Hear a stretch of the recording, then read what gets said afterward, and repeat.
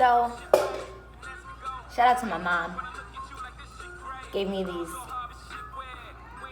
latex leggings. I like it. I feel like I'm about to hit the beach, go surfing, and this blouse.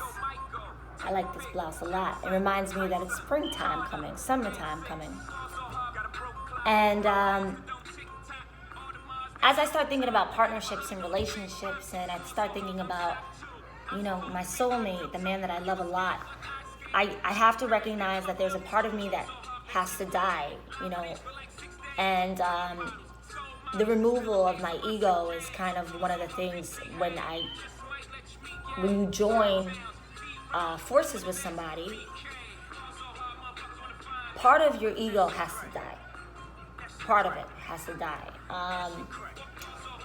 And it's not a bad thing, because the partner that you select should constantly having you be part of your journey of refinement, self-discovery, awareness, ascension, elevation. Your partner should be helping you to raise up, right? And so I had to think about it, and I said, I was denying myself love for a long time, and I had to think about why. And I said there has to be a part of me that just doesn't want to be told what to do. And so I will say, I've been told that I'm honest to a fault. I'd be lying to you if I said I've never lied, but it's extremely rare that you're going to hear a lie come out of this mouth. Very, very rare. I'm brutally honest. And like I said, I've been told I'm honest to a fault. I don't think that there's such thing. When someone lies, that's fear-based. That's saying, I'm scared of the consequence of the truth. So if I am constantly wearing a disguise, that means I'm scared that you will see who I really am. I'm scared of the consequences of what that might bring. And so when I'm talking about my shadow side, I'm like, I know she exists. There is darkness to me. As much as I'm like peace, love, and light, there's a shadow side. There's a part of me that I pray very, very hard to keep in check.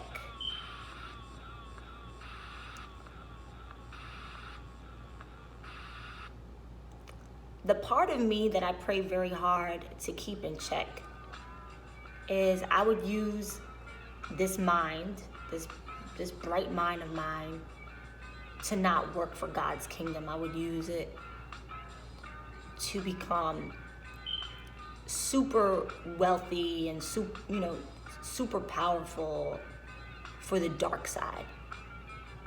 And to me, that's not an option. Number one, I like being different. Everybody wants to be a bad girl these days. Whereas, the good girl is rare. So if everybody's going left, I'm going right. Because I don't follow people, I don't follow trends, I follow me. Furthermore, I don't believe in screwing myself. I don't believe in self-sabotage. And this, from my spiritual understanding, there's going to be grave consequences to not doing the right thing, both in this life and in the hereafter. So I'm not really in the fashion of like screwing myself. Like, I would rather have a great life here and a great life in the hereafter. But I say this to say that it's not because I'm not aware of what I'm capable of. And I think that if I can make one critique about spiritual people or religious people, it's the denial of your dark side. It's the denial of your shadow side that just simply turns people off. Like, people are like, cut the shit, like, like, you don't think about doing things that everybody else does. You know what I'm saying? Like, you're now, you know, a Christian man or you're a Muslim man, but you like are over there making it seem like you don't have a penis.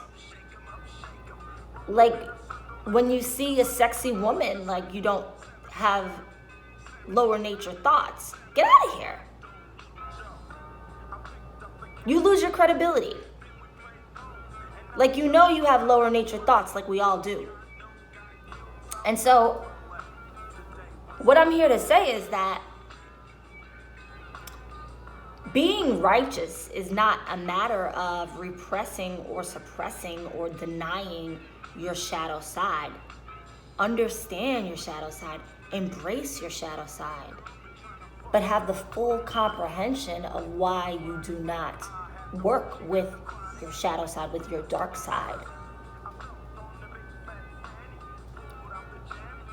Some people will say, Kinza, you know, if you're so bold, then why don't you work with your shadow side? Are you too scared? You know, are you too? What are you scared of? The fact that you don't do these things. Is it fear based? I'm gonna let you know it's not fear based. To some degree, maybe, because yes, I am fearful of my Creator and the consequences and the repercussions of what will happen if I do things that are not in His favor. So I'll be very honest. Yes, I'm very, very petrified. I'm scared of my Creator. As much as I pray to my Creator to be my best friend, I'm scared of Him turning His back on me. I'll be very honest, but it's not just that. I was told early on that self-preservation is the first law of nature. If I know that certain things that are part of my dark side will screw me, why would I do it? Why would I self-sabotage? To me, that's being smart.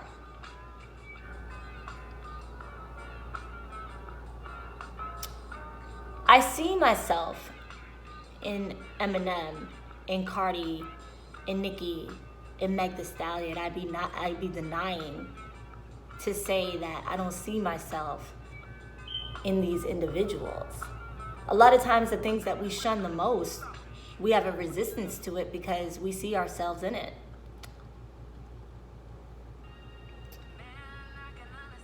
Again, people say your ego's not your friend, your ego's not your friend, but the denial of it, repressing and suppressing it, is just creating a sense of pretension. I read right through people that they tried so hard to be overly humble, but I see right through them. I'm like, this is an act.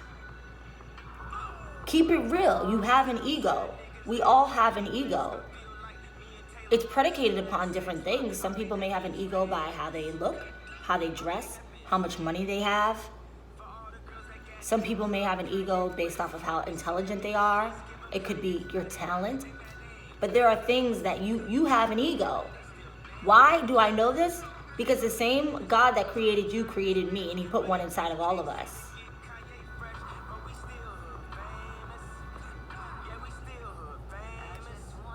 But you got to use your ego to work for you. My ego says, I'm not lying to you because I'm not scared of you. That perspective is coming from my ego. My ego is saying, I'm not sleeping with you because what I got going on is too good for you. You don't deserve it. That's my ego. My ego says, I'm not working for you because I'm more intelligent than you. And there's no way that I'm going to be letting somebody who's not as intelligent as I am tell me what to do. My ego says, I'm not joining your team because you're too interested in me. You're more interested in me than you are in yourself. That signifies to me that I'm the commodity. Why would I be begging you to join your team when I'm the commodity, when I'm the battery, when I'm the one who's going to be making all the money, when I'm using my creativity to make you money? My ego says I would rather just use my mind to make myself money.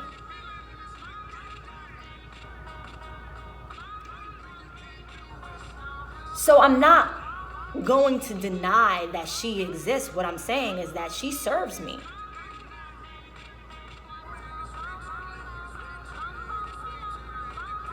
My self-discipline serves me. We talk about shadow side. I love good food a lot. Part of what I love to do is to cook. I could be overindulgent, but that would screw me, right?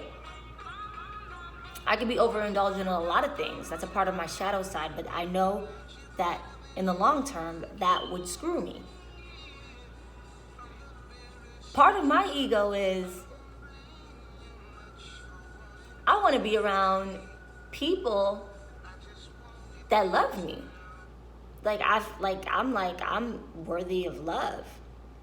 I'm only seeking advice from people that I feel like, love me. So I'm rocking with the Most High. Because I know that I'm not going to get screwed in the end. I know that the objective is not my bondage or my enslavement. And I think that that's really one thing when we talk about the shadow side that people have to consider. Because sometimes the shaitan knows you better than you know yourself. He'll spend a really long time studying you, your personality, your ins and your outs, your mind, your lower nature, to say, oh, I know that this is how I can get that person, this is how I can get her, this is how I can get him. And a lot of times it's your ego. I can get you to do nefarious things because I know that you don't want to look like a bum. You don't want to appear like you don't have. You want to be the man, you want to be the woman. You want to be a shot caller. So I can get you based off of your ego. But the other side is the bondage. Okay, now once I know your weakness and I can get you based off of your weakness, now you're mine. And I can tell you what to do. And I can tell you how to live your life. Now I control you, I own your soul. And that was always the objective. Now me, and this is how I use my ego to serve me, I say, you know what? That doesn't sound like fun to me. I like being able to say whatever I want. That's a part of what makes me feel confident about me. The fact that I am unfiltered. I like the idea of telling somebody to kiss my ass. Like, I don't need you. Kiss my ass. You don't do anything for me. Kiss my ass. I like that. I like the freedom to be bold. I like feeling courageous. I like that. I like bravery. I like self-control, controlling my body, controlling who I choose to sleep with and who I choose not to, controlling my mind, how I think, controlling my art, controlling my creativity. I like that. So that's the reason I would never work for the other side. I don't like the idea of somebody telling me what I can and cannot say, what I can and cannot do.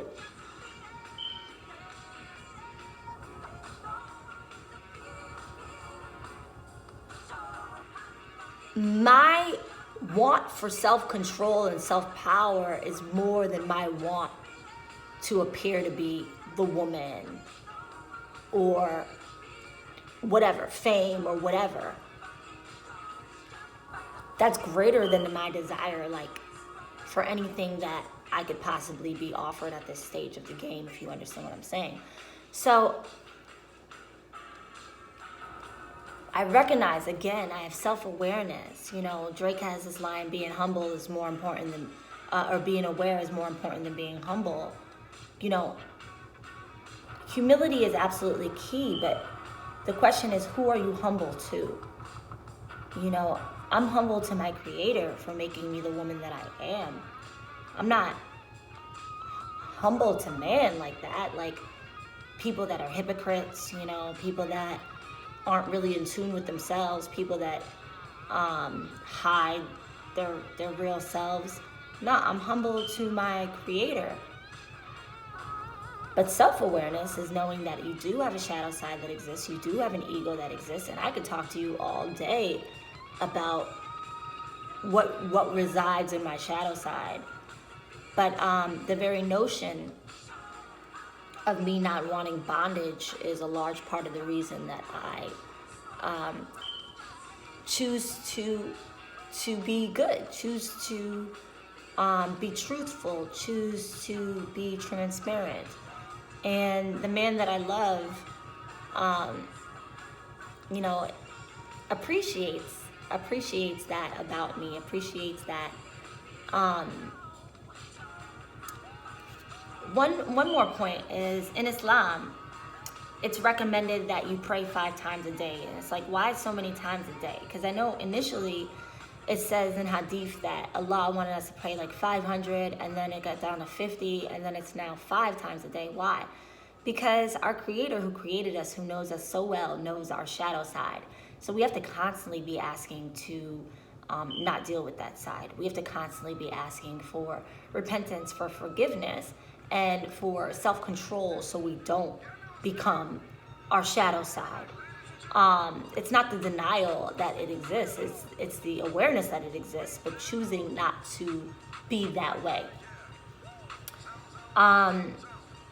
Another point with your deen and with your religion is that it does preserve you, it does save you, it preserves your happiness. In Islam, I think that really one of the only, I mean, I'm sure there's more, but one of the only things sexually that you can't do is sodomy. It's forbidden, you know, strongly discouraged that you have anal sex.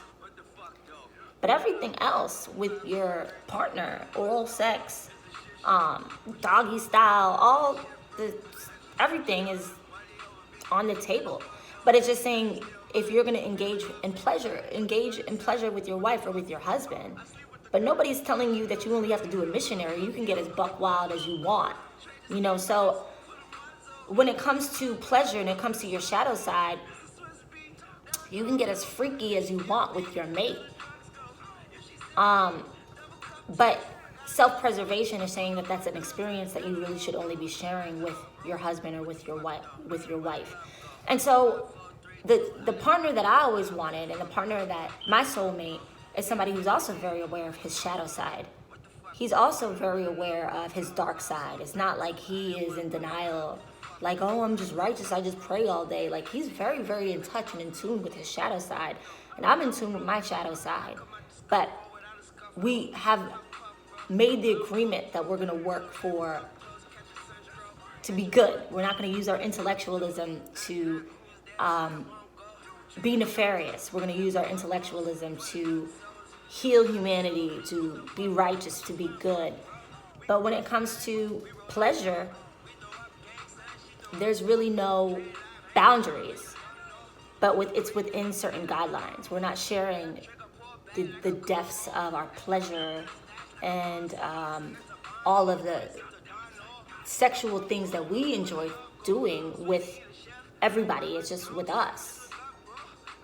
You know what I'm saying? It's just, we can have, it's, like I said in my article, it's best to have sex a million ways with one person and then have sex with a million people. You know what I'm saying? Like, you can really go there. Like, you can really go there, like, multiple orgasms, tantric sex. You know your partner's body. You know your partner's mind. You can get, you know, you can go really, really, really deep, get really, really creative with your pleasure, which may be a part of your quote-unquote shadow side, but you're doing it within the boundaries that were set for you by your creator. And I think that is so awesome that it's allowed by our creator, number one. And I think that for this beautiful life that we were given, the least that we can do is adhere to the laws of our creator, because our high self-esteem lets us know that all he wants for us is good, is positivity.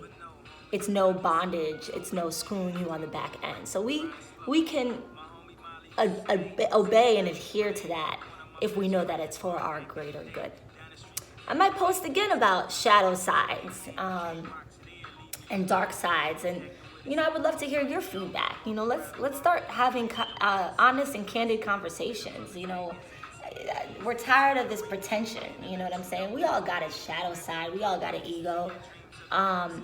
What does your shadow side look like? And what techniques have you done to keep him or her in check? Till next time. Peace.